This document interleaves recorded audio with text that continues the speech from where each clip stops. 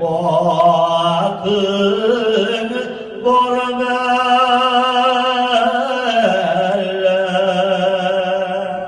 elle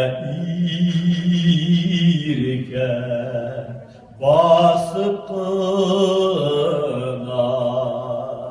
sigen yarım dileme ellesinden aşıklara